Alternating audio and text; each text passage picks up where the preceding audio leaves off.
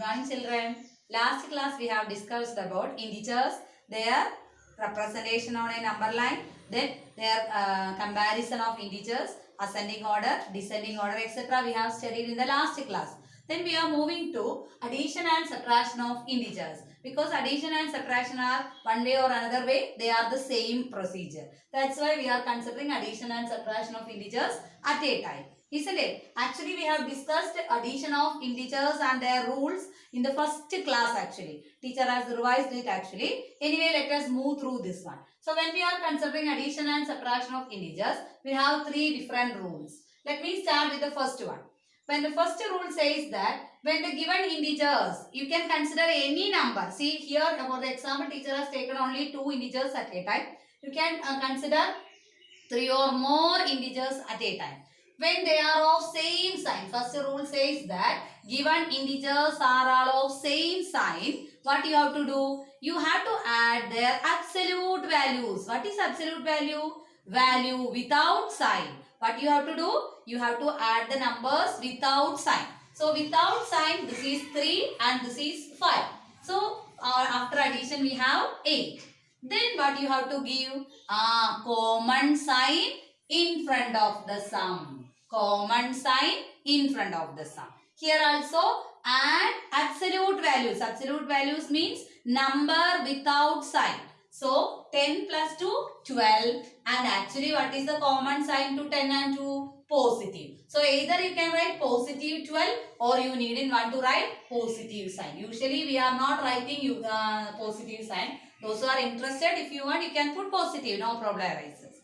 So the first rule says that when given integers are all of same sign and the numbers give same sign. When they are all of negative, the sum is negative. When the given numbers are positive, their sum is positive. Next, let us move to rule number 2. What rule number 2 says? They are of different sign. When they are of different sign. Here teacher has taken only two numbers. But when there are 3 or 4 numbers coming, what you have to do? You group them. Negatives on one group, positives on another group. Then you add negatives, add positives. Then compare them. Isn't it? But here only 2 numbers teacher has taken. So look at here. One is negative, one is positive. So in this case, what is not possible? Addition is not possible. What you have to do? Subtraction you have to do. What you have to do? Subtraction. Numerical values you have to subtract. 21 you take, 17 you take. What is the difference between 21 and 17? 21 and 17 is 4 and follow big number sign. And here the big number is 21. Its sign is what? Negative. So the result is minus 4. Next one, they are of different sign again. Subtract the absolute values or numerical values you subtract. 22 minus 12 is how much? 10. And what is the bigger number here among this? 22 and its sign is positive. So answer is positive 10. Okay. Rule number 3 says that when we are subtracting two numbers, what we want to do? Subtracting two numbers. See, minus 14 is the first number. And the second number is negative 7. And what we want to do them?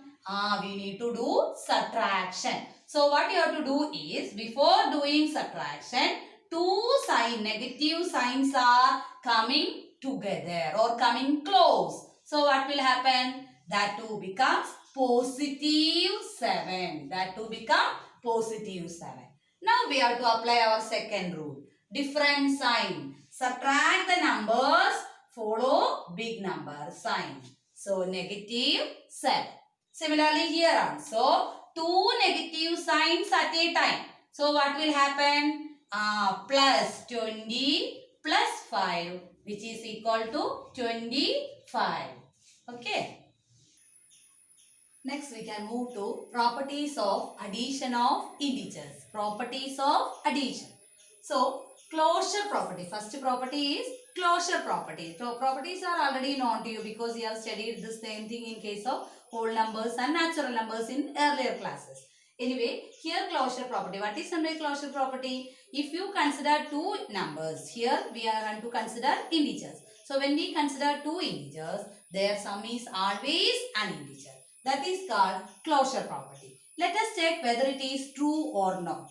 For that, let us consider any two integers. So let me take minus 19 and 14. So let me add minus 19 and minus 14. See what will be their sum. This is a negative integer. This is also negative integer.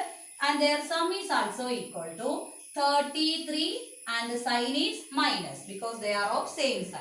So we can see that when we take any two integers, their sum is also an integer. So what can we say? Addition is closed. Addition of integers is closed. Addition of integers is closed. Next, let us move to commutative property. What commutative property says that if you consider any two integers, there we can add them in any order.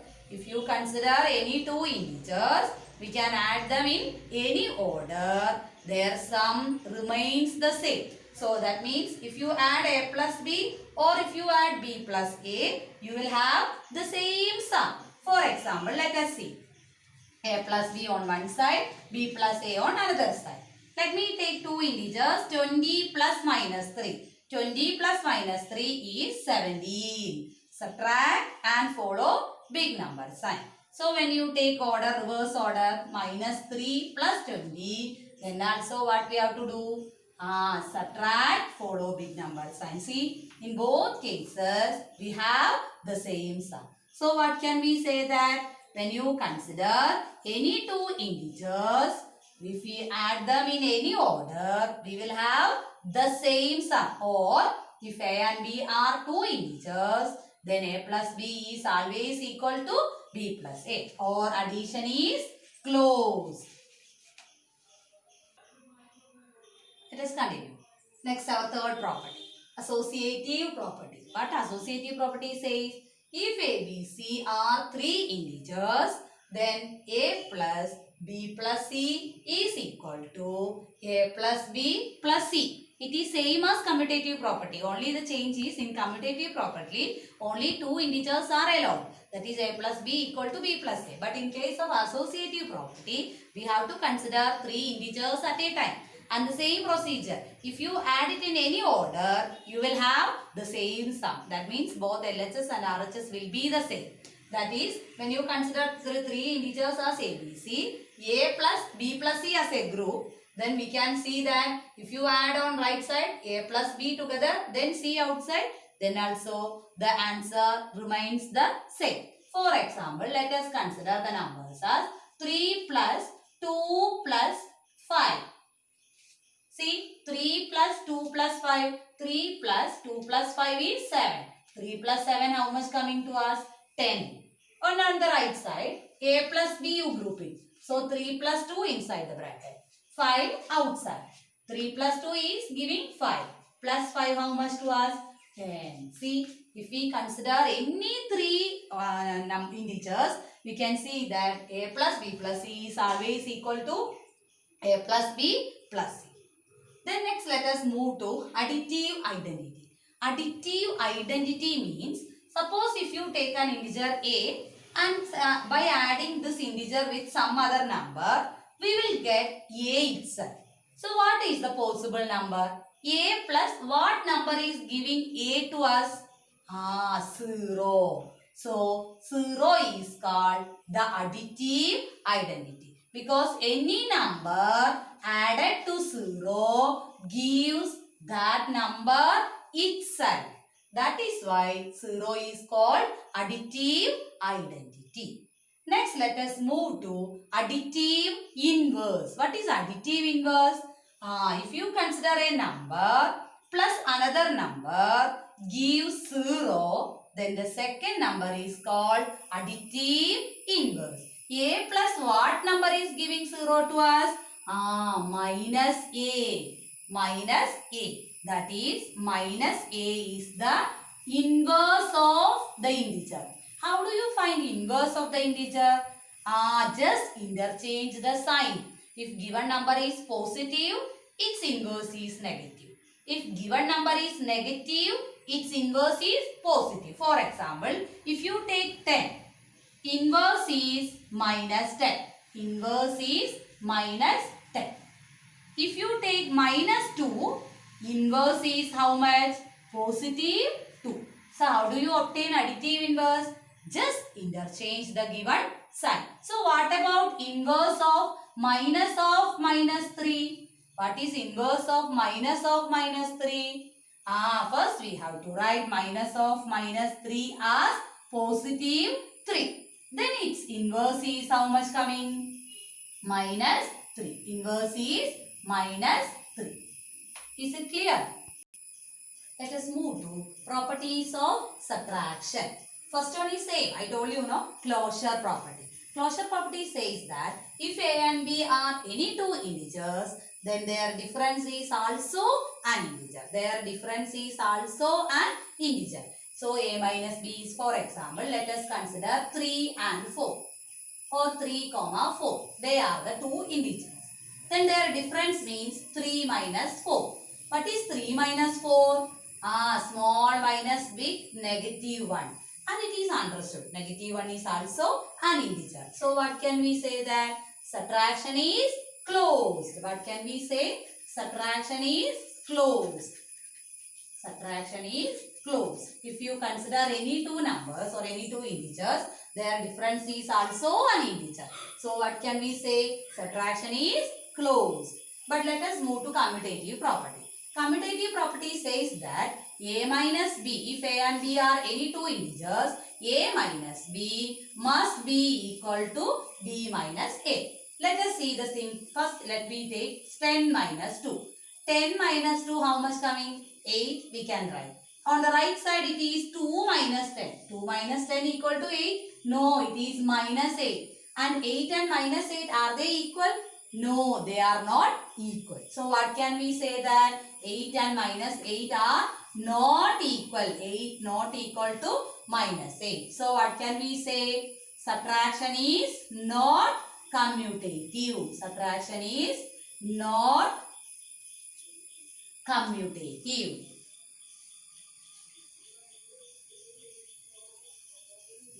Subtraction is not commutative.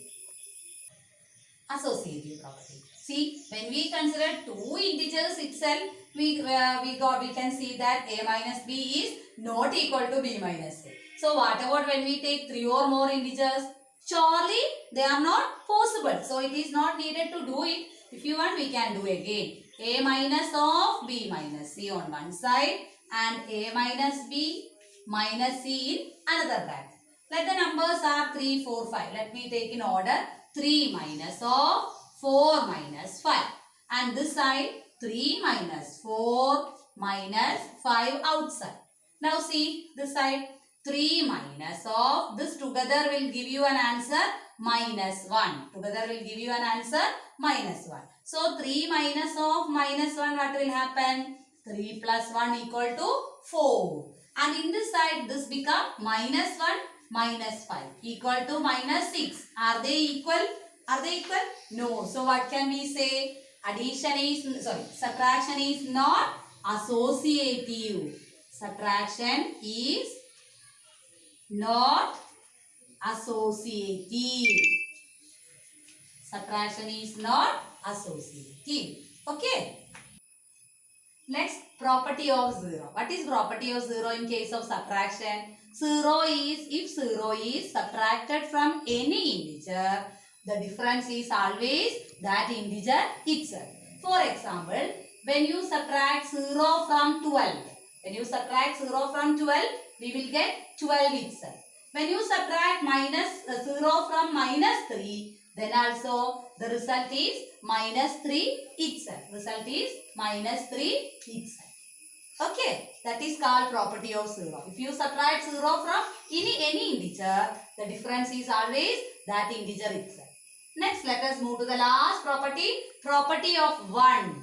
What is property of 1 says? If you subtract 1 from an integer, we get its predecessor. For example, if you consider the number as 12. So, what will be its predecessor? 12 minus 1 is 11. When you take 8, 8 minus 1 is 7. That is called its predecessor. Get the idea? Or any other doubt? Is it okay? What you have to do is open your textbook and follow your checkpoint question numbers 5 to 10. 5 to 10 are related with properties of addition and subtraction. Those who have any doubt after watching this, you can ask me the doubt. Okay, thank you.